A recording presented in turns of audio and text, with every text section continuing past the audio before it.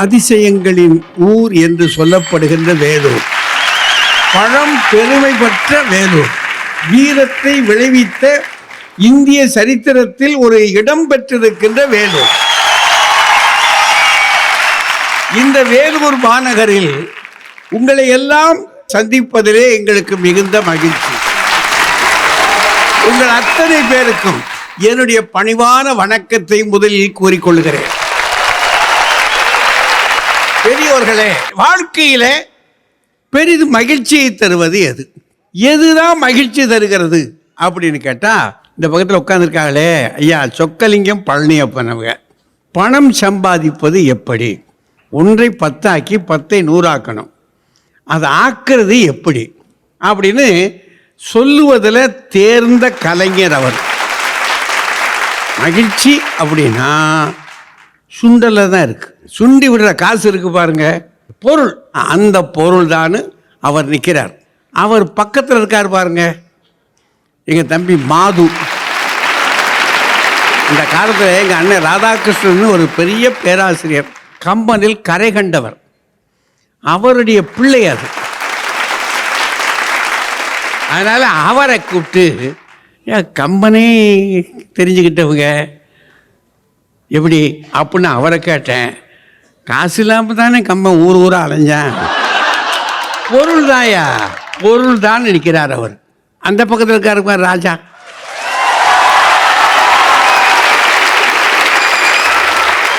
அவரை கேட்டேன்.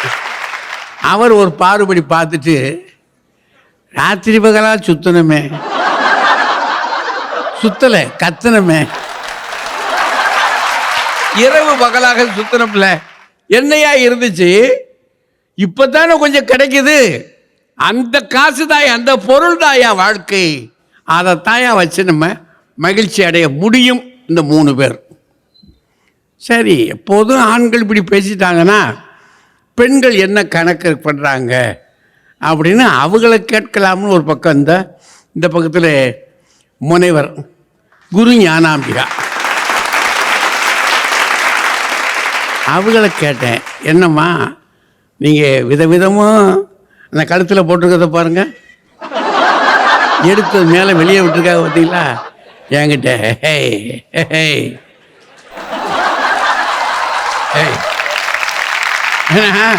அதுக்கு எவ்வளோ மரியாதை இருந்தால் அப்படி எடுத்து போயிட்டு, என்கிட்டலாம் இல்லைங்க. அதனால் நான் கேட்டேன், அவங்கள கேட்டேன், என்னம்மா எப்படி அப்படின்னு. இதில் பிரயோஜனமே இல்லைன்றாங்க. உள்ளபடியே வாழ்க்கையில் மகிழ்ச்சி தரணும்னா புகழ் தான். அந்தம்மா அந்த பக்கத்தில் இருக்காக பாருங்க, அடுத்து முனைவர் ரேவதி சுப்புலட்சுமி, அவங்களும் ரொம்ப தெளிவாக நிற்கிறாங்க. அவங்க சொல்கிறாங்க, நம்மை பற்றி மற்றவர்கள் 4 வார்த்தை சொல்லுவது, அதில் தாயா மகிழ்ச்சி இருக்குது, பணத்திலையா மகிழ்ச்சி இருக்குது, நல்ல குணத்தில்தாயா மகிழ்ச்சி இருக்குது. அந்த அம்மா கடைசி நம்ம பாரதி பாஸ்கர், அவங்க என்ன சொல்றாங்க, புகழ்தான் மகிழ்ச்சிக்கு காரணமே, புகழ்தான், புகழ் இல்லாமல் ஒன்றும் இல்லைன்னு அவங்க சொல்றாங்க. என்ன செய்ய, நம்ம சாதாரணமான மக்கள் பள்ளிக்கூடத்துக்கு போய் சேர்க்கிறனாலும் இல்லை வேறு எந்த வகை செலவுனாலும் சரி, நமக்கு வாழ்க்கையில் மகிழ்ச்சி எங்கே இருக்கு, பொருளில் தான் இருக்கு. உள்ளபடியே நம் வாழ்க்கையில் பெரிதும் மகிழ்ச்சி தருவது எது கொஞ்சம் சொல்லுங்க என்று கேட்க ஆரம்பிக்கிறோம். ஐயா வாங்க.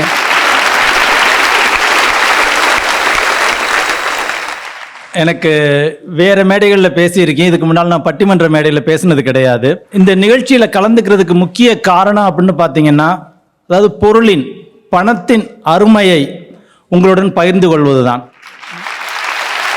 உலகம் அறிந்த ஒன்றுக்கு ஒரு பட்டிமன்றம் தேவையா அப்படிங்கிறதா என்னுடைய முதல் கேள்வி. எங்க முதல்ல மோசம் பண்றீங்க. இப்போ இங்கே அவையில் சிம்பிளாக ஒரு ஓட்டெடுப்பு நடத்தினோம்னா, பணம் பெரிதா புகழ் பெரிதா கையை தூக்குங்க அப்படின்னு சொன்னோம்னா எதிரணியினர் புறமுதுகு காட்டி ஓட வேண்டி இருக்கும். அதுதான் உண்மை. மனிதனுக்கு இன்றியமையாதது எது? உண்ண உணவு, உடுத்த உடை, இருக்க இடம். இது 3க்குமே இன்னைக்கு நீங்கள் இந்தியாவில் இருக்கணும்னா பணம் தாங்க பெரிது. இப்போ நாங்கள் ஊர் பூரா போய் பல இடங்களில் விழிப்புணர்வு முகாம் நடத்துகிறோம் முதலீடை பற்றி. கூட்டம் நிறைய வருது, பணம் கட்டி வந்து கற்றுக்கிட்டு போகிறாங்க. இதே இது வந்து நம்ம புகழை சம்பாதிப்பது எப்படி அப்படின்னு ஒரு கூட்டம் கூட்டினோம்னா கூட்டினவர் டெபாசிட் இழக்க வேண்டாம். உண்மை. ஐநா சபை வந்து ஹாப்பினஸ் இண்டெக்ஸ், மகிழ்ச்சி குறியீடு அப்படின்னு சொல்லி ஒரு அறிக்கையை வருடம் வெளியிடுது. இதில் மிகவும் மகிழ்ச்சிகரமான நாடுகள் அப்படின்னு சொல்லப்படுறது டாப் 5 நாடுகள் வந்து பார்த்தீங்கன்னா Finland, Norway, Denmark, Iceland, Switzerland. இது 5 நாடுகள். உலகத்தில் மொத்த நாடுகள் 195. 195ல் 133வது இடத்துல இந்தியா இருக்குது. பரவாயில்லையே, அங்கனையாவது இருக்கே. டாப் 10 பணக்காரர்கள் பார்த்தீங்கன்னா பில்கேட்ஸ், வாரன் பஃபட், நம்ம ஊரை சார்ந்த சுந்தர் பிச்சைன்னு இருக்காரு. ஸோ இப்போ இவங்க எல்லாருமே வந்து பார்த்தீங்கன்னா பொருளை ஈட்டுனாங்க, பணத்தை ஈட்டுனாங்க, அதை வச்சு அவங்களுக்கு புகழ் கிடைத்தது. இதில் வந்து பார்த்தீங்கன்னா பில்கேட்ஸ் அண்ட் வாரன் பஃபட் 2 பேருமே வந்து தான தர்மத்துக்கு தாங்கள் ஈட்டிய பொருளை எல்லாம் கொடுத்துள்ளார்கள். ஸோ நீங்கள் தர்மம் செய்யணும், சேரிட்டி செய்யணும்னாலும் இன்னைக்கு பணம் தான் அடிப்படை காரணம். அந்த காலத்தில் வந்து வேலை செய்கிறவங்கள கொஞ்சமாக சம்பளம் கொடுத்து பின்னால் முதுகுக்கு பின்னால் தட்டி கொடுத்தா சந்தோஷப்படுவாங்க.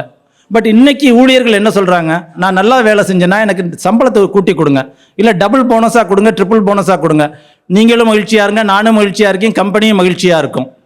ஸோ இன்னைக்கு வந்து தட்டி கொடுப்பதல்ல, இன்று வந்து நீங்கள் கொட்டி கொடுக்க வேண்டும். அப்பொழுதுதான் ஊழியர்கள் மகிழ்ச்சிகரமாக இருப்பார்கள்.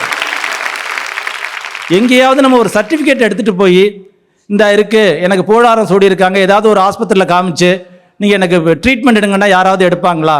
ஒருபோதும் கிடையாது. பணம் பணம் பணம் தான் அங்கும் தேவை. என்னுடைய நண்பர் ஒருவர் இருந்தார். அவருடைய பொண்ணுக்கு வந்து மனம் முடிக்கலாம் அப்படின்னு பார்த்தாரு. பார்த்துட்டு பொண்ணுகிட்ட போய் சொன்னார், ஏப்பா ரொம்ப புகழ்பெற்ற குடும்பப்பா, நீ இப்போ திருமணம் செஞ்சுக்க. பொண்ணு சொன்னது எல்லாம் ஓகேப்பா, அவர் எங்கே வேலை பார்க்குறாரு, எவ்வளோ சம்பளம், இது 2 ஐட்டம் மட்டும் எனக்கு கேட்டு சொல்லுங்கள், நான் கல்யாணம் பண்ணிக்க தயார். ஸோ அவர் போய் எல்லாம் கேட்டுக்கிட்டு வந்தார். ஏப்பா அவங்க சென்னையில் வேலை பார்க்குறாப்புலையா மாப்பிள்ளை, 30,000 ரூபா சம்பளம் வாங்குறாப்புலையா. ஏப்பா சென்னையில் வந்து ஒரு சின்ன வீடு எடுத்தனாவே 10-15,000 ரூபா வாடகை மாதத்துக்கு. மீதி 10-15,000 வச்சு என்னையால் குடும்பம் நடத்த முடியுமா? முடியவே முடியாது, நீங்கள் வேற வரன்னு பாருங்க அப்படின்ட்டாங்க. இது அவங்க மட்டும் இல்லை, இன்னைக்கு தமிழ்நாட்டில் உள்ள நிறைய பெண்கள் கூறுவது இதைத்தான். அதாவது இன்றைய சூழலில் 99% மக்களுக்கு மகிழ்ச்சியை தரக்கூடியது பொருள்தான், பணம்தான். ஏனென்றால் மன்னன் ஒருவனே, ஆனால் பணக்காரர்கள் எத்தனை பேர் வேணாலும் இருக்கலாம். முதலமைச்சர் ஒருத்தர் தான். அதே போல புகழ் பெறுறவங்களும் லட்சத்துல கோடியில ஒருத்தர். நீங்க லட்சத்துல கோடியில ஒருத்தர் ஆகணும்னு ஆசைப்படுறீங்களா, இல்ல பணம் நிறைய சம்பாதிக்கணும்னு ஆசைப்படுறீங்களா? நீங்களே முடிவு பண்ணிக்கங்க. வாய்ப்பு கொடுத்தமைக்கு நன்றி பாராட்டி வணங்குகிறேன். நன்றி, வணக்கம். மனுஷன் அடிக்கிட்டாரியா. கட்சி நம்மளை கொஞ்ச நேரத்துக்குள்ள எங்கேயோ கொண்டு போய் நிறுத்திருச்சு. பாவம். வாங்க குரு ஞானாபியா வாங்க. புள்ளி விவரமாக அடுக்கிவிட்டு அமர்ந்திருக்கிற எதிரணி தலைவர் அவர்களே, ஐநா சபை சொல்லுச்சு, அது சொல்லுச்சு, இது சொல்லுச்சு, ஏன் வீட்டு மகிழ்ச்சியை தீர்மானிக்கிறதுக்கு ஐநா சபைட்ட நான் கேட்கலாமா? அத சொல்லுங்கம்மா, அப்படி சொல்லுங்கம்மா. தலைப்பு என்ன? மகிழ்ச்சியை தீர்மானிக்கிறது எதுன்னு கேட்டா சோக கீதமா வாசிச்சுட்டு போயிருக்கார் மனுஷன். பணம் வச்சுக்கிற நாடுகள் எல்லாம் வல்லரசு நாடு. ஆனா அங்க எல்லாம் மகிழ்ச்சி இருக்கா? மகிழ்ச்சி இருந்தா அந்த நாடுகள்ல எல்லாம் ஏன் தற்கொலை பண்றவங்களுடைய எண்ணிக்கை ஆண்டுக்கு ஆண்டு அதிகரிச்சுக்கிட்டே இருக்கு? உயிருக்கு உத்தரவாதம் இல்லாத வாழ்கிற வாழ்க்கையை தான் இந்த அணியில இருக்கிறவங்க மகிழ்ச்சின்னு சொல்றாங்களா? இந்தியா ஏழை நாடு தாங்க. ஆனா சுதந்திரம் கிடைச்சு இத்தனை ஆண்டுகள் ஆகியும் எல்லா ஆயுத பலம் இருந்தும் தானாக வலிந்து எந்த நாட்டின் மீதும் போர் தொடுக்காத நாடு எங்களுடைய நாடு. அமைதியை விரும்புகிற நாடு. அதான் உள்ளுக்குள்ளேயே நாம சண்டை ஓட்டுக்கிறோம்ல.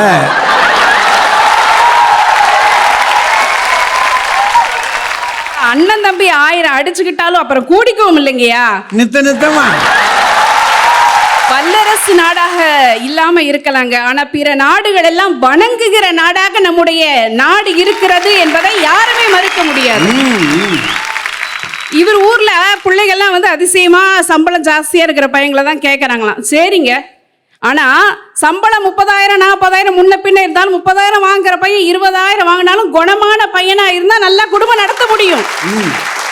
ஆனா ₹1,00,000 சம்பாதிக்கட்டுமே, அந்த பையனுக்கு ஊர்ல நல்ல பேர் இல்லைன்னா அவனை நம்பி பொண்ணு கொடுக்க முடியுங்களா? யாராவது 2 கிறுக்கிங்க இருப்பாங்க. எங்க பணம் சம்பாதிக்கிறதுக்கும் சேர்க்கறதுக்கும் ஒரு வயசு இருக்குதுங்க. ஒரு சின்ன குழந்தைங்க கிட்ட எல்லாம் நாம போய் பணத்தாசை காட்டி பொருளாசை காட்ட முடியாது. அது அடிக்காம திட்டாம குணமா பேசணும் நமக்கே அட்வைஸ் பண்ணிட்டு இருக்குதுங்க. ஏய், ஏய். பணம் வந்து பாக்கெட்டை நிறைக்குங்க, ஆனா புகழ் தான் மனசை நிறைக்கும். ஏய், ஏய், ஏய். பணம்ங்கிறது நிரந்தரமான விஷயம் இல்லை, கெட்ட பேர் இருக்கு. என்ன பேரு? பண மோசடி, லஞ்ச ஊழல், கருப்பு பணம், கள்ள நோட்டு, இதெல்லாம் பணத்துக்கான கெட்ட பேரு. ஆனா புகழுக்குன்னு சில பட்ட பெயர்கள் இருக்கு. எத்தனை காலம் கடந்தும் கூட அந்த பேர் நிற்கும். தேசத்தந்தை, கர்மவீரர், நடிகர் திலகம், கலைஞர், இந்த பெயர்கள் எல்லாம் சொன்ன உடனே யார சொல்றோங்கிற நிரந்தரமான மகிழ்ச்சியை இந்த சமூகத்துக்கு கொடுக்குதுன்னு சொன்னா இது உங்களுடைய பணத்தால எடை போட முடியுங்களா? பணத்தை கையில வாங்கினா மட்டும்தான் சந்தோஷம். ஆனா என்ன சொல்லுங்க, காசுன்னு சொல்லுங்க, பணம், துட்டு, மணி, ருபீஸ் என்னனாலும் சொல்லுங்க, சொல்றதுல சந்தோஷம் கிடையாது. ஆனா திருநெல்வேலினா அல்வா, ஸ்ரீவில்லிபுத்தூர்னா பால்கோவா, மணப்பாறைனா முறுக்கு, ஆம்பூர்னா பிரியாணின்னு சொல்லி பாருங்க, ஊருக்கே அந்த பெருமை இருக்குல்ல. ஏமா ஆம்பூர் பிரியாணியும் சாப்பிட்டுருக்கீங்களா? ஏய், வேலூருக்கு வந்து சாப்பிடாம இருக்க முடியுங்களா? அதானே.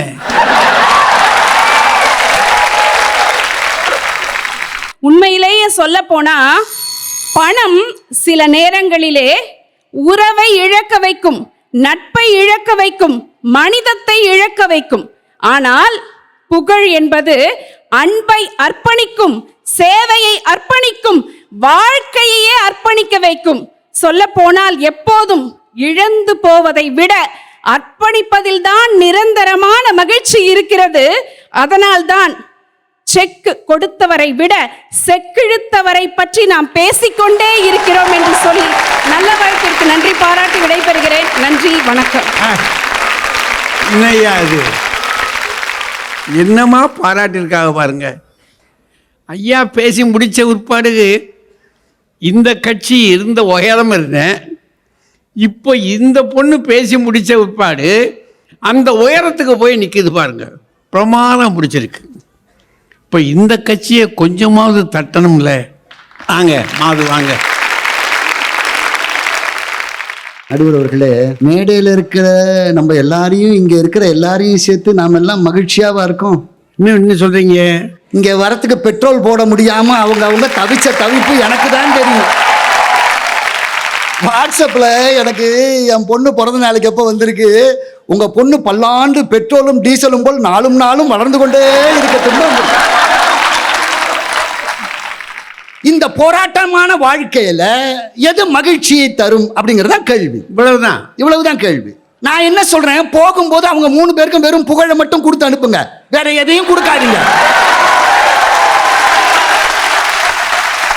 போ, புகழோடு போ போ போயிடுவாள. ஆனா நான் இப்படி சொல்றேன் பாருங்க, புகழ் என்பது போதை. அது ஏதோ ஒரு உச்சில நின்று பேசிக்கிட்டு இருக்குது. ஆனா நிஜ வாழ்க்கையில பணம் எவ்வளவு முக்கியம்னு நான் சொல்றேன். மனசுல தைரியம் இருந்தா, கவலை இல்லாம இருந்தா மகிழ்ச்சி இருக்குமா இல்லையா? அது எப்போ வரும்? புகழ் இருக்கும்போது வருமா, பணம் இருக்கும்போது வருமா? உங்க பையில ஒரு 20 ரூபா இருக்கு, ஹோட்டலுக்கு போறீங்க, சேர்ல எங்க உட்காந்துருப்பீங்க? நுனியில உட்காந்துருப்பான். சார் பேச்சே வராது. யார? சர்வர. Sir coffee. காப்பியா? ஏன்னா காப்பி 18 ரூபா. அதே இது 2000 ரூபா இருந்தா, ஏய் யார? சர்வர் இல்ல, manager. What is this poor hotel? இங்கிலீஷ்லாம் வரும்.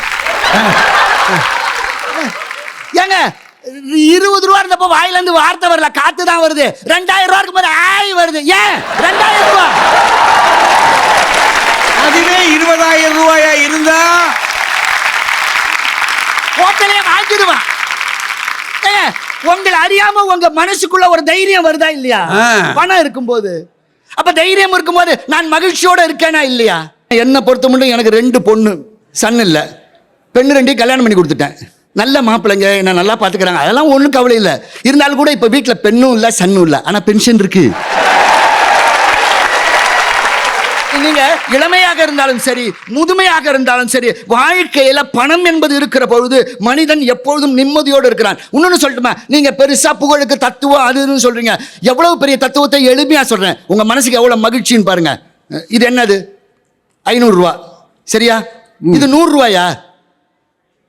இல்ல. இது 50 ரூபாயா? இல்ல. 10 ரூபாயா? 20 ரூபாயா? இல்ல. ஆனா இதுல 100 ரூபாய் இருக்கா இல்லையா? இருக்கு. 50 ரூபாய் இருக்கா இல்லையா? 20 ரூபாய் இருக்கா இல்லையா? இந்த சிக்கன் 65 மாதிரி இருக்கு.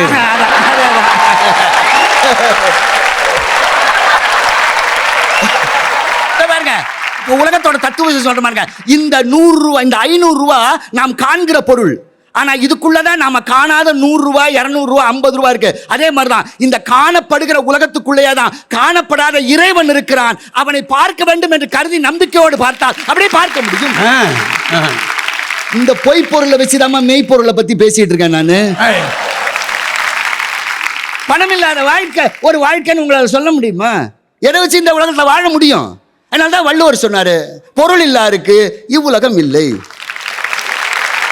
அதனால வாழ்க்கையில யதார்த்தத்தோட வாழ்வதற்கு நீங்கள் கற்றுக்கொள்ள வேண்டும். உறவுகளை பேணுவது எல்லாத்துக்கும். அதனால்தான் கண்ணதாசன் சொன்னா, குளத்திலே தண்ணி இல்ல, கொக்கும் இல்ல, மீனும் இல்ல, பெட்டியில பணம் இல்ல, பெத்த புள்ள சொந்தம் இல்லைன்னு அவன்.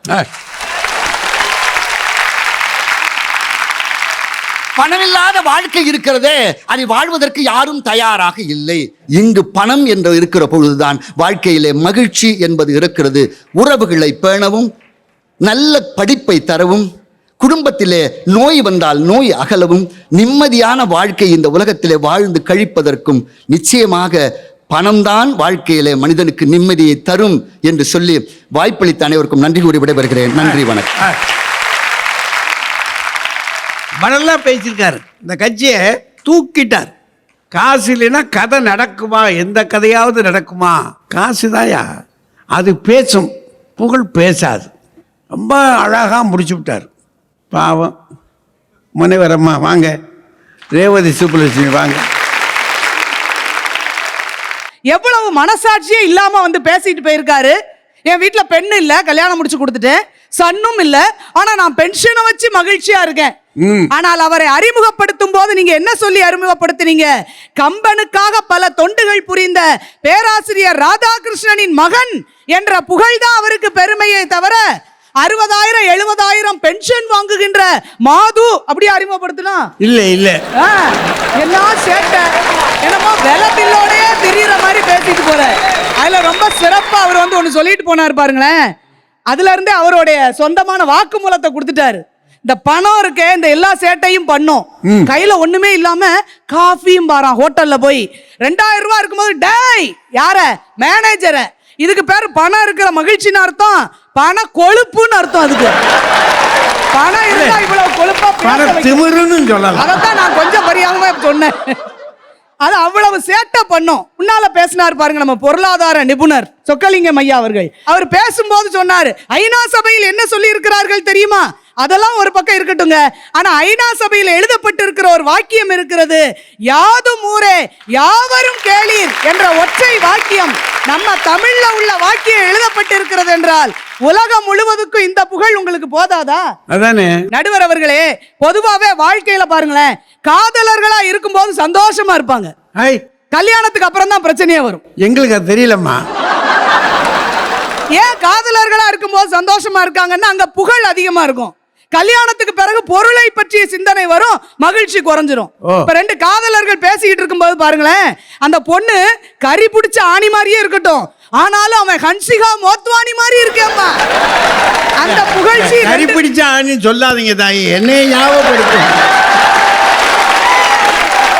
கொஞ்சம் யோசிச்சு பேசுங்கம்மா.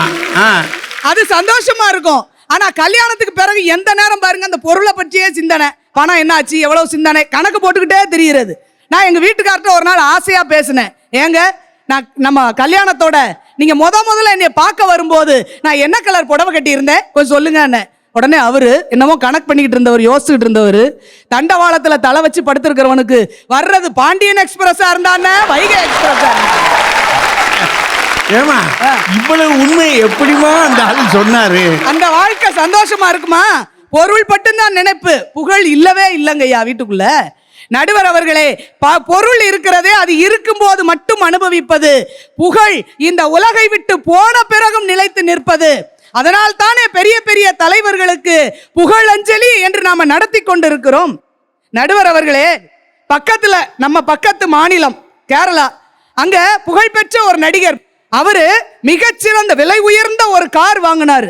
2 கோடி ரூபாய், கிட்டத்தட்ட 40 லட்சம் ரூபாய்க்கு மேல வரி கட்டி அந்த காரை வாங்கினாரு. அவ்வளவு ஆடம்பரமாக வாழ்க்கை, சந்தோஷமா இருந்திருக்கணும்ல, இருக்கணும்ல. கேரளால அடிச்சது பாருங்க ஒரு மழை, அந்த வெள்ளத்துல போன்னு போயிருச்சு. அவங்களோட பங்களாவை கேட்கிற போது இவங்களுக்கு எவ்வளவு சந்தோஷமா இருக்கு பார்த்தீங்களா? அந்த கார் இவ்வளவு காரா இருந்தா இப்படி சத்தம் போடுவாங்களா?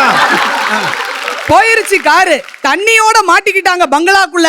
இவருடைய தாயார் உள்ள தவிச்சுக்கிட்டு வெளியே வர முடியல. உடனே நம்ம புகழ்பெற்ற நடிகர் தாயார் என்று சொல்லி ஒரு பெரிய அண்டாவுல வச்சு இழுத்துட்டு வந்தாங்கயா தண்ணிக்குள்ள. நடந்ததா இல்லையா? கடைசியில கிடைச்சது அண்டாவது கிடைச்சிச்சு. அதுதான் நடக்கும். பொருள் நிலை இல்லாதது, அந்த நடிகரின் புகழ் தான் அங்கே நின்றது என்றால், நடுவர் அவர்களே, பொருள் இருக்கு, அது இருக்கிறவனுக்கு மட்டும் சந்தோஷம். ஆனால் புகழ் நம்மை சார்ந்தவர்கள் எல்லாருக்கும் மகிழ்ச்சியை தரும். நடுவர் அவர்களே, ஸ்வப்னா பர்மன் அப்படின்னு ஒரு பெண் ஆசிய விளையாட்டு போட்டியில் விளையாடுவதற்காக இந்தோனேஷியா ஜகார்த்தாவுக்கு செலக்ட் ஆகி போயிட்டா. நாளைக்கு ஃபைனல் ஆடணும். இன்னைக்கு இரவு அந்த பெண்ணுக்கு கடுமையான பல்வலி. ஒரே ஒரு மாத்திரை போட்டா போதும், வலி சரியா போயிருக்கும், அப்படித்தானே? ஆனா அந்த பொண்ணு மாத்திரை போடல. ஏன் தெரியுமா? இந்த மாத்திரையை நம்ம போட்டு வைக்க நாளைக்கு பிளட் டெஸ்ட்ல ஏதாவது ஊக்க மருந்து பயன்படுத்தியதாக தெரிந்து விட்டால் இந்தியாவுக்கான விளையாடுகின்ற வாய்ப்பு பறிபோகி விடுமோ என்று பயந்து காலையில ஒரு பிளாஸ்டரை மட்டும் இழுத்து மாட்டிட்டு போய் விளையாட போனா வலியோடு ஓடினாள். முந்தி ஓடிய சீன வீராங்கனையை விட 60 புள்ளிகள் அதிகம் பெற்று இந்தியாவுக்கான தங்கப் பதக்கத்தையும் முதலிடத்தையும் பெற்றுக் கொடுத்தாள் என்றால், செயலை தொடர்ந்து வருவது புகழ். அந்த புகழ் தான் நிலைத்த மகிழ்ச்சியை தரும். இந்த உலகம் நம் பெற்றோர்கள் நமக்கு கொடுத்த ஒரு பெயரோடு நம்ம நின்று விடக்கூடாது. நம்முடைய பெயர் நம்மிலிருந்து உருவாக வேண்டும். அதுதான் புகழ். திருவாரூரில் ஒரு குழந்தைக்கு தட்சிணாமூர்த்தி என்று பெற்றோர்கள் பெயர் வைத்தார்கள். பிறகு கருணாநிதி என்று பெயர் மாறியது.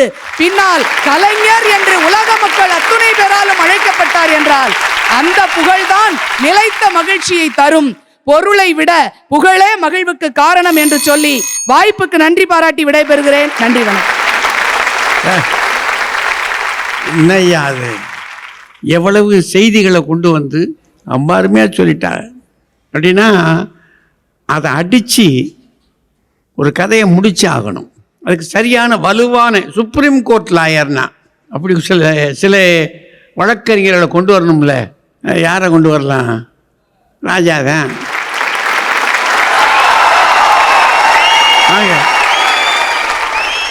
மாது சாரை அறிமுகம் பண்ணும்போது அவங்க அப்பாவை சொல்லித்தானே அறிமுகம் செய்தீர்கள். 70,000 ரூபா பென்ஷன் வாங்குகிறார் என்று சொல்லி அறிமுகம் செய்தீர்கள்.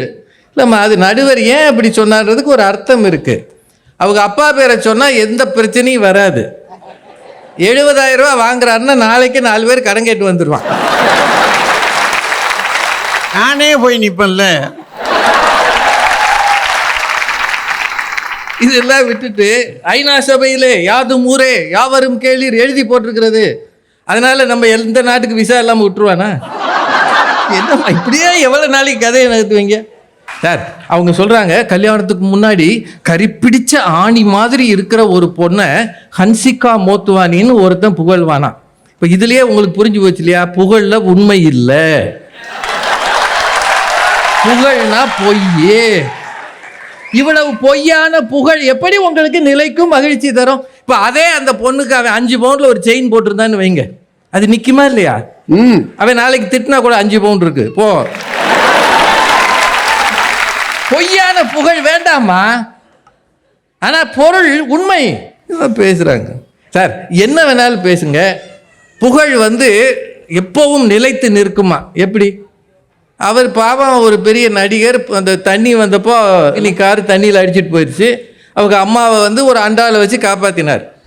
உடனே அண்டாவில் தானே போனார்கள். இப்போ தண்ணி வடிஞ்ச பிறகு டெய்லி அண்டாவிலையா போகிறாங்க? எனக்கு தெரியாமல் கேட்குறேன், எங்கிருந்துமா வந்தீங்க சார்? ஞாபகம் வச்சுக்கோங்க, அவன் 2 கோடி கார் வச்சுருந்தானா இன்சூரன்ஸ் பண்ணியிருப்பான்.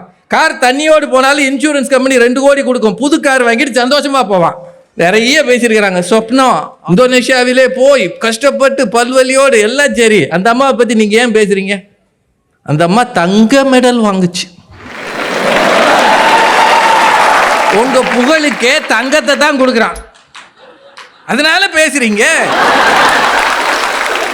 அந்த அம்மா இருக்காங்களே முன்னாடி, என் வீட்டு மகிழ்ச்சியை ஐநா சபையா தீர்மானிக்கும் பெரிய கிளின்டன் ஃபேமிலி இது. இந்த வீட்டு மகிழ்ச்சியை ஐநா சபை கூடி தீர்மானிக்கும். ஆனால் அடுத்து வரப்போகிறது தீபாவளி, என் வீட்டு மகிழ்ச்சியை என் நிறுவனம் தருகிற போனஸ் தீர்மானிக்கும். 1ஆம் தேதி வருகிற சம்பளம் தீர்மானிக்கும். முதல்ல பேசுனாங்களே அவங்க சொல்றாங்க, புகழ் மனசை நிறைக்கும், ஆனால் பணம் பாக்கெட்டை தான் நிறைக்கும். மனசை நிறைக்கிற புகழ் வயிறை நினைக்குமா? நிறைச்சிருக்கணும்ல. புகழ் இருக்கிற எத்தனை பேர் கஷ்டப்பட்டிருக்கிறாங்க, எத்தனை பேர். புகழ் பெற்ற நடிகர்கள் பல பேர், தங்க தட்டில் சாப்பிட்ட பலர் எல்லாம் இழந்து போய் அதே தெருவில் ஒரு காலத்தில் அவரை பார்ப்பதற்கு ரயில்வே ஸ்டேஷனில் ஆட்கள் பெருகி நின்றார்கள்.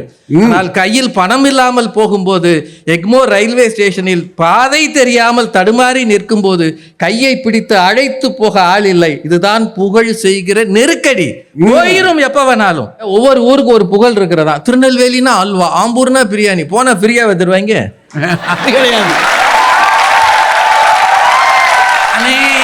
ஆம்பூர் பிரியாணி ஃபேமஸ்னு குருஞானாம்பிகா அக்கா சொன்னாங்கன்னே, நானும் நம்பி வந்துட்டேன். ஃப்ரீயாவை தருவேன், 200 ரூபா அரை பிளேட்டு. எங்களுக்கெல்லாம் நீங்கள் கை தட்டுறீங்களே, இதெல்லாம் பேர் புகழ்னு அர்த்தம் கிடையாதுங்க. சும்மா 4 பேருக்கு தெரிஞ்சது. 4 பேருக்கு அறிமுகமாக ஒரு ஆள் இருந்தானாலே அவன் குடும்பத்தில் இருக்கிறவங்களுக்கு அவனை பிடிக்காது. எல்லார் வீட்லேயும் அந்த கதை தான். கூட வரவே விரும்ப மாட்டாங்க. அன்னைக்கு எல்லா குடும்பமாக ஒரு இடத்துல போய்கிட்டு இருக்கோம், ஒரு அம்மா வேகமாக வந்து செல்ஃபி ப்ளீஸ் அப்படின்ச்சு. நான் என்னடா இது துயரமாக இருக்கு, ஒரு அவசரமாக, சார் சார் ப்ளீஸ் சார், நானும் என் பையனை எடுக்கிறேன் சார். ஓகே எடுத்தாச்சு. இப்படி வளைச்சி எடுத்துட்டு போயிட்டு வரேன் சார். ஒரே ஒரு விஷயம், ஒரு கேள்வி, என்ன உங்கள் பேர் என்ன சார் அப்படின்னு கேட்டுச்சு. எனக்கு என்ன செய்யறதுனே தெரியல. சுற்றி நம்ம ஆளுங்க பூரா நிற்கிறாங்க. அது வந்து போன பிறகு திட்டுவானா இல்லையா, இன்னைக்கு எல்லாம் ஒரு ஆள் உன் கூட நானும் வந்தேன்னு. அற்பமானது சார் இது. கையில் இருக்கிற பணத்தை அடுத்த தலைமுறைக்கு கொடுத்து விட்டு போக முடியும். எந்த புகழ் பெற்ற மனிதன் தன் புகழை அடுத்தவருக்கு கொடுத்து விட்டு போயிருக்கிறார் சொல்லுங்க பார்ப்போம். ஒரே ஒரு செய்தியை மட்டும் சொல்லி நிறைவு செய்கிறேன். நம்பி நாராயணன் ஒரு புகழ்பெற்ற ஒரு சயின்டிஸ்ட். திரவ எரிபொருளை வைத்து ராக்கெட்டை ஓட்ட முடியும்ன்ற ஆராய்ச்சியில தான் இருந்தார். ஆராய்ச்சி முடிவு பண்ணும் முன்னாடியே, அது இன்னும் நிறைவேறும் முன்னாடியே 4 பேர் கூடி இவர் வெளிநாட்டுக்கு இதை வித்துட்டாருன்னு சொல்லி ஏற்றி விட்டு அவர் மேலே கேஸ் போட்டு அவர் வாழ்க்கையவே ஒன்றுமில்லாம ஆக்கிட்டாங்க. குடும்பம் கஷ்டப்பட்டது. இன்னைக்கு அவர் நிரபராதின்னு தீர்ப்பு வந்திருக்கு. எவ்வளவு பெரிய விஷயம். அதுக்கு 20 வருஷம் ஆயிருக்கு. இன்னைக்கு சுப்ரீம் கோர்ட் என்ன சொல்லியிருக்கு, அந்த மனிதன் தன் புகழை இழந்து சிரமப்பட்டதுக்கு 50 லட்சம் ரூபாய் கொடுக்க வேண்டும் சொல்லியிருக்கு. அப்படின்னா ஒரு புகழ் குலைந்த ஒரு மனிதனுக்கு ஈடு செய்வதற்கு கூட சுப்ரீம் கோர்ட்டே 50 லட்சம் பணத்தை தான் தருகிறதே தவிர, இதுதான் உலகம், இதுதான் உண்மை. புகழ் என்பது மலை முகட்டில் வந்து கால்களில் தவழ்ந்து செல்கிற மேகம் போல வெள்ளையா தெரியும், பார்க்க அழகா இருக்கும். ஆனா பொருள் என்பது கருக்கொண்டு மழை தர இருக்கின்ற கருமேகம் போல. இந்த மேகம் கண்ணுக்கு ரம்யமாக இருக்கும், இந்த மேகம் பூமிக்கு பயனுள்ளதாக இருக்கும். பொருள்தான் மகிழ்ச்சி தரும், பொருள்தான் நிரந்தரம், அதுதான் சரி என்று சொல்லி நன்றி கூறி விடைபெறுகிறேன். நன்றி, வணக்கம். இந்த பக்கம் ஒரு பெரிய வக்கீல் பேசிவிட்டார், அட்வொகேட்டு. ஆனால் அவரே சில நேரங்களில் குறிப்பிடக்கூடிய ஒரு வக்கீல் இருக்காங்க இந்த பக்கம். அப்போ அவரை தான் நம்ம கூப்பிடணும். பாரதி வாங்க. நடுவர் அவர்களே, எனக்கு முன்னால் ராஜா அவர்கள் பேசினார். பேசலை, ஏசினார். அவரை பற்றி இந்த மன்றத்துக்கு நான் இப்போ சொல்ல போகிறேன். சன் டிவி பட்டிமன்றங்களில் பேச ஆரம்பித்த பிறகு இந்த கடந்த 15-20 வருஷமா தமிழ்நாட்டில் எந்த கியூவிலையும் அவர் நின்னதில்லைங்க. ஒரு படத்தில் கவுண்டமணி சொல்லுவார்ல, நான் கரண்ட் பில்லே கட்டினதில்லடா அப்படின்னு. அது மாதிரி அவர் சொல்லலாம், நான் கியூவிலேயே நின்னதில்லடா. இவர் போய் கடைசியில நின்ன உடனே கியூல இருக்கிறவங்களே, சார் நீங்களும் கியூல எதுக்கு சார் நிக்கிறீங்க, முன்னாடி போங்கன்னு தள்ளி விட்டுருவாங்க. இப்போ என்ன கிடைத்தது இந்த புகழால்னு கேக்குறீங்களே, இந்த மக்கள் உங்கள் மீது கொட்டுகிற அன்பு என்பது உங்களுக்கு கிடைத்திருக்கிறது, அது கூட உங்களுக்கு தெரியாம போச்சு. ஒரு நன்றி வேணும் ஐயா. நன்றி வேணும். சார், எத்தனையோ வயதானவர்கள் ராஜா சாரை பார்க்குற போது அவர்களுடைய நடுங்குகிற கைகளை அவருடைய தலைமையில வச்சு சிரிக்க சிரிக்க பேசுறீங்க. நீங்களும் உங்க குடும்பமும் நல்லா இருக்கணும்னு வாழ்த்துறாங்களே, இந்த ஆசைக்கும் வாழ்த்துக்கும் பொருளாதார மதிப்பு உங்களால போற்ற முடியுமா? இவர் சொல்றாரு, எங்க அணி ரேவதி வந்து இன்னைக்கு காட்பாடிக்கு போகணுமா, காசு இல்லாம நிக்கணுமா. எவ்வளவு நல்ல எண்ணம் பாருங்க அவர். காசு இருந்தா இப்படிதான் பேச வைக்கணும். இந்த பணம்னு பேசினாலே ஐயா இது இந்த மாதிரி தான், அதுல சில இதெல்லாம் வந்துரும். அதுல அவர் ராஜா சார் சொல்றாரு, உங்க கட்சிக்குள்ள எவ்வளவு பிரிவுகள். நேத்திக்கு எங்க கட்சியில வந்து சேர்றதுக்காக இவர் வந்து ரகசியமா பேச்சுவார்த்தை நடத்தினார், தெரியுமா உங்களுக்கு? இந்த கூத்தலாமா நடக்குது, என்கிட்ட சொல்லாமே நடந்திருக்காமா. ஆமாயா. அப்புறம் அவர் ராஜா சார் சொல்றாரு, புகழையே பணம் தான் தீர்மானிக்கிறது. தவறு. உங்களுடைய பணத்தினால் விருதுகளை வாங்க முடியும், புகழை நீங்கள் ஒரு நாளும் வாங்க முடியாது. உங்களுடைய பணத்தை கொண்டு நீங்கள் மருந்துகளை வாங்க முடியும், ஆரோக்கியத்தை ஒரு நாளும் வாங்க முடியாது. உங்களுடைய பணத்தை கொண்டு நீங்கள் உணவு வகைகளை வாங்கலாம், பசியை வாங்க முடியாது. உங்களுடைய பணத்தை கொண்டு பாராட்டுகளை வாங்கலாம், திறமைகளை ஒரு நாளும் உங்களால் வாங்க முடியாது. இல்ல வந்து இந்த குருஞானம்பிகா சொன்னாங்க, ஐநா சபை எங்களுடைய வீட்டினுடைய மகிழ்ச்சியை எப்படி தீர்மானிக்க முடியும் கேட்டாங்க. இதுல ஏதாவது தப்பு இருக்கா சார் இந்த கேள்வியில? நான் மகிழ்ச்சியா இருக்கேன்னா இல்லையான்னு என் வீட்டில் நான் தீர்மானிக்கணும், அதை எப்படி ஐநா சபை தீர்மானிக்க முடியும்னா அவர் அதுக்கு கேள்வி கேட்கிறாரு. இது பெரிய கிளின்டன் ஃபேமிலி. நாங்க சொன்னோமா, நாங்க கிளின்டனுடைய ஃபேமிலின்னு. சார், கிளின்டன் ஃபேமிலியில அவருடைய மனைவி ஏன் அமெரிக்காவினுடைய அடுத்த ஜனாதிபதியாக வர முடியாமல் போனது? எல்லா வாய்ப்புகளும் இருந்தும் ட்ரம்பிடம் அவர் ஏன் தோற்று போனார்? அவருடைய புகழிலே ஒரு சறுக்கல் வந்தது, அதனால ஜனாதிபதி ஆகிற வாய்ப்பே போனது. சார், நாங்க என்ன சொல்றோம்னு நீங்க 3 பேர் புரிஞ்சுட்டு இருக்கீங்க. பணம் வாழ்க்கைக்கு தேவையில்லைன்னு நாங்க 3 பேர் பேசிட்டு இருக்கோம். பணம் வாழ்க்கைக்கு தேவை, தினசரி வாழ்க்கையை வாழ்வதற்கு அது நிச்சயமாக தேவை. இது எல்லாம் கிடைச்சிருச்சுன்னா மனித மனம் அதிலே மகிழ்ச்சி அடையவே அடையாது. அது அடுத்த கட்டத்துக்கு போகும். எனக்கென்று ஒரு அங்கீகாரம், எனக்கென்று ஒரு பாராட்டு, எனக்கென்று ஒரு புகழ் என்றுதான் ஒவ்வொரு மனித மனமும் ஏங்கும் என்று மாஸ்லோன்ற ஒரு அறிஞர் சொல்லியிருக்கார். புகழை யாருக்கு கொடுத்து விட்டு போக முடியும்? மற்றவனுக்கு எழுதி வைக்க முடியுமா? எனக்கு ரொம்ப புகழ் இருக்கு, என் பையனுக்கு எழுதி வைக்க முடியுமா? எனக்கு பணம் இருக்கு, ஆனா எழுதி வைக்க முடியல. பணம் இருந்து எழுதி வச்ச எந்த பணக்காரனுடைய மகனோ பேரனோ அந்த தாத்தாவை மரியாதையோட நினைச்சிருக்கிறதா வரலாறு இருக்கு அவங்களுக்கு. படத்தை எடுத்து வெளியே போட்டுறாங்கம்மா. ஆனா பெனிக்விக் தன்னுடைய பணத்தை எல்லாம் கொடுத்து இந்த மண்ணுக்காக ஒரு அணையை கட்டினார். Engineer Pennycuick. அவர் இறந்து போய் எத்தனை வருஷங்கள் ஆகிறது? இப்போது மதுரைக்கு பெனிக்விக்கினுடைய பேரனும் பேத்தியும் அல்லது பேரனுடைய மனைவியும் வருகிற போது இன்றைக்கும் மதுரை மண்ணின் மைந்தர்கள் அவர்களுக்கு சால்வை போட்டு எங்கள் மண்ணை காத்த பெனிக்விக்கினுடைய பேரன் வந்திருக்கிறார் என்று கொண்டாடுகிறார்கள் என்றால் புகழ் பரம்பரை பரம்பரையாக நிற்கும். என்ன பேசுறீங்க நீங்க 3 பேரும்? அவர் மாது சார் வந்து சொல்றாரு, 20 ரூபாய் இருந்தா பயமா இருக்குமா, 2000 ரூபாய் இருந்தா தைரியமா இருக்குமா. 2000 ரூபாய் இருந்தா தைரியமா தான் இருக்கும். 2 கோடி ரூபாய், 20 கோடி ரூபாய், 200 கோடி ரூபாய் இருந்தா ரொம்ப பயமா இருக்கும். உலகிலேயே பணக்காரனை போல பயந்தவன் வேறு யாரும் கிடையாது, தெரியுமா உங்களுக்கு? போட்ட பணம் நிலைக்குமா நிலைக்காதா என்று பயம். ரெய்டு வந்தாலும் ஜெயிலுக்கு அனுப்பிச்சிருவாங்களான்னு பயம். ஜெயிலுக்கு அனுப்பிச்சாலும் வேலூர் சிறைக்கு அனுப்பாமல் புழல் சிறைக்கு அனுப்ப வேண்டுமே என்ற பயம். அங்கதான் சகல வாக்கியங்கள் இருக்கு. பணக்காரனுக்கு இருக்கிற பயங்களினுடைய பட்டியலுக்கு எல்லையே கிடையாது. மாதவண்ணா சொல்றார், செக்கிழுத்த செம்மல் கடைசி காலத்தில் எவ்வளவு கஷ்டப்பட்டார் உண்மை. ஆனால் செக்கிழுத்த செம்மலின் காலத்தில் வாழ்ந்த ஒரு பணக்காரனுடைய பெயரையாவது நாம் இன்னும் நினைவிலே வைத்திருக்கிறோம். இல்ல. ஆனால் ஏழையாக மடிந்த செக்கிழுத்த செம்மலின் பெயர் சரித்திரத்தில் வாழும். இந்த தேசத்தினுடைய முதல் சுதேசி கப்பலை ஓட்டிய வீரத்தமிழன் என்று அவருடைய பெயர் வாழும் இல்லையா? அவர் சொல்றாரு, வின்ஸ்டன் சர்ச்சிலுக்கு 40 பவுண்டு கொடுத்தோன்னே டாக்ஸிக்காரன் வந்தான்னு. வின்ஸ்டன் சர்ச்சில் பணக்காரர், 40 பவுண்டும் கொடுப்பாரு, 100 பவுண்டும் கொடுப்பாரு. ஆனால் அந்த வின்ஸ்டன் சர்ச்சில் மகாத்மா காந்தியை பற்றி குறிப்பு எழுதினார். இந்தியாவிலே பஞ்சம் வந்து விட்டதே, மகாத்மா காந்தி மாத்திரம் இன்னும் ஏன் பஞ்சத்தில் சாகாமல் உயிரோடு இருக்கிறார் என்று வின்ஸ்டன் சர்ச்சில் குறிப்பு எழுதியிருக்கிறார். இன்றைக்கு பிரிட்டிஷ் பாராளுமன்றத்தின் வாசலிலே வின்ஸ்டன் சர்ச்சிலின் சிலைக்கு முன்னாலே அவரை விட பல மடங்கு ஏழையான மகாத்மா காந்தியினுடைய சிலை நிறுவப்பட்டிருக்கிறது என்று சொன்னார். ராஜா சார் முடிக்கிற போது ரொம்ப கவித்துவமா முடிச்சாரு. புயல் என்பது மலைமுகட்டில் இருக்கும் வெண்மேகம், ஆனால் பொருள்தான் கருமேகம் என்று. எல்லா கருமேகங்களும் முதலிலே மழை தராது, எல்லா வெண்மேகங்களும் நமக்கு தேவையில்லை என்று சொல்லிவிடவும் முடியாது. நான் இப்படி அதை மாற்றி சொல்லுகிறேன். என்னுடைய தோழியினுடைய மகள் ஒருத்தி 27-28 வயசாகுது அவங்களுக்கு. அந்த மகளுக்கு திருமணம் செஞ்சு வச்சிருக்காங்க. திடீர்னு கொஞ்ச நாள் முன்னாடி இடி விழுந்தால் போல ஒரு செய்தி வந்தது, அந்த பெண்ணுக்கு புற்றுநோய் வந்து விட்டது என்று. எல்லாரும் ரொம்ப பதறி போனார். அந்த பெண்ணை அதை மிக மிக தைரியமாக எதிர்கொண்டாள். கீமோதெரபிக்கு போகணும். கீமோதெரபிக்கு போகும்போது முடி கொட்டும். அந்த பெண்ணுக்கு கால் வரை முடி இருக்கிறது.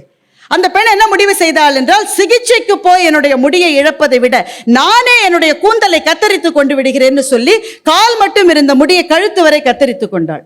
ஆனால் அவள் அந்த முடியை என்ன செய்தாள் என்றால், தன்னை போல கேன்சரினால் பாதிக்கப்பட்டு முடியை இழந்திருக்கிற வேறு பெண்களுக்கு விக் செய்வதற்காக தன்னுடைய முடியை அவள் டொனேஷன் கொடுத்தாள், தானமாக கொடுத்தாள். அது பெரிதல்ல. எத்தனை 100 பேர் நாங்களும் என்னுடைய முடியை இது போல ஒரு நல்ல விஷயத்துக்காக டொனேட் பண்றோம்னு பல 100 பேர் 1000 பேர் முன் வந்தார்கள். நடுவர் அவர்களே, நான் இப்படி சொல்லி முடிக்கின்றேன். புறநானூற்று கவிஞன் ஒருவன் ஒரு கவிதை சொன்னான்.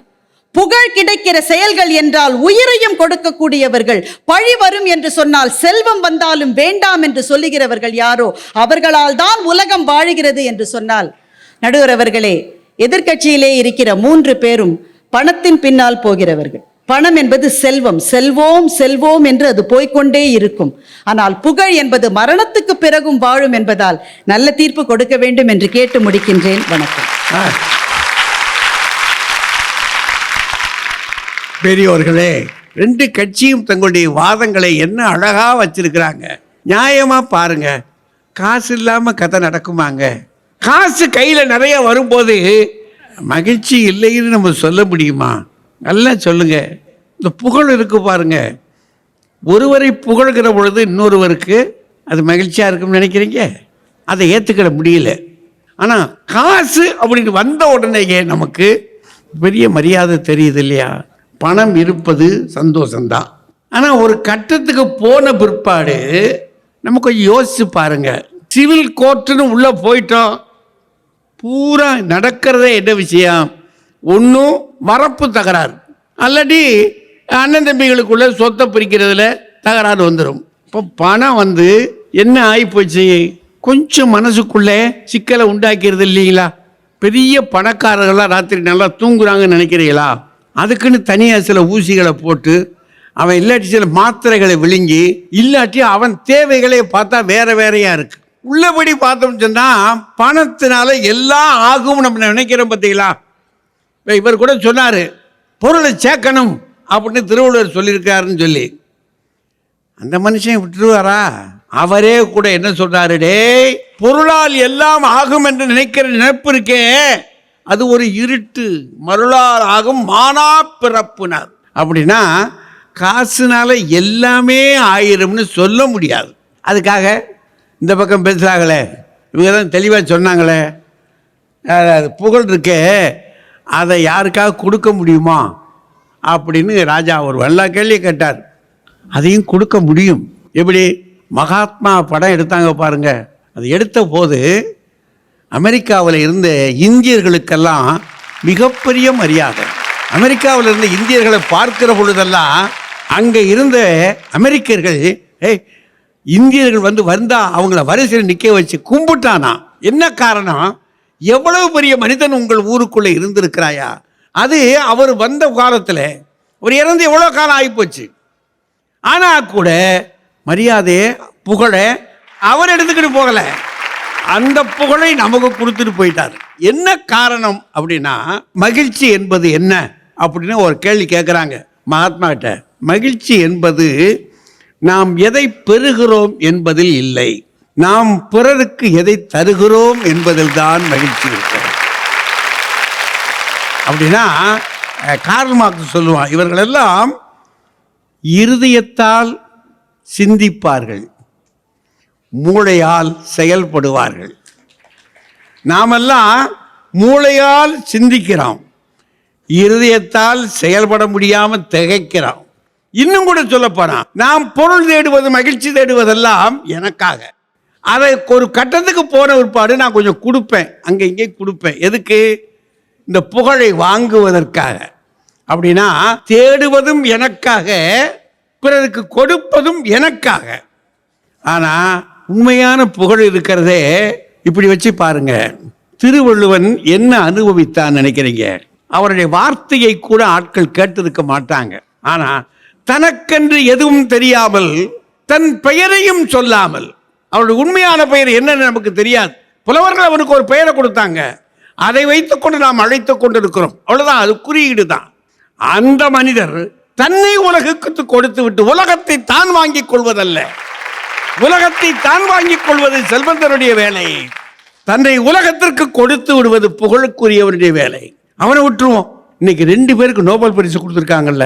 எதுக்காக?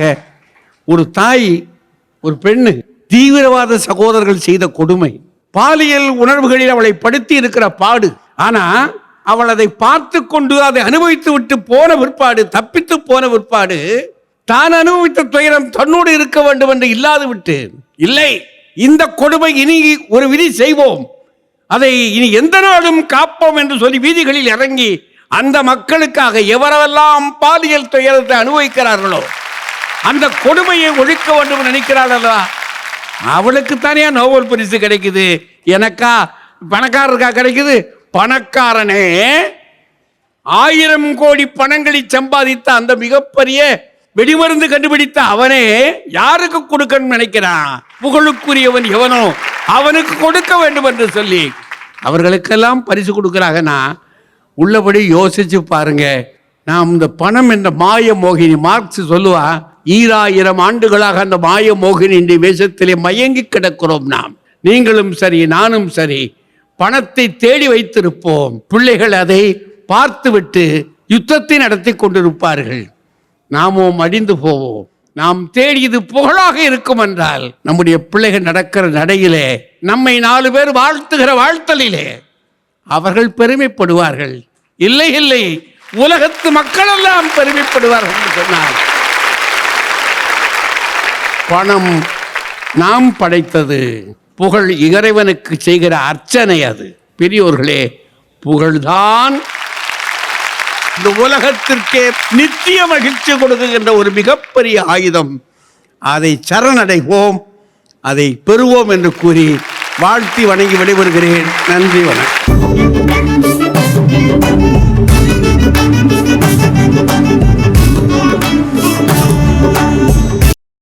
இன்னும் பல வீடியோக்களை காண சன் லைஃப் சேனலை சப்ஸ்கிரைப் பண்ணுங்க.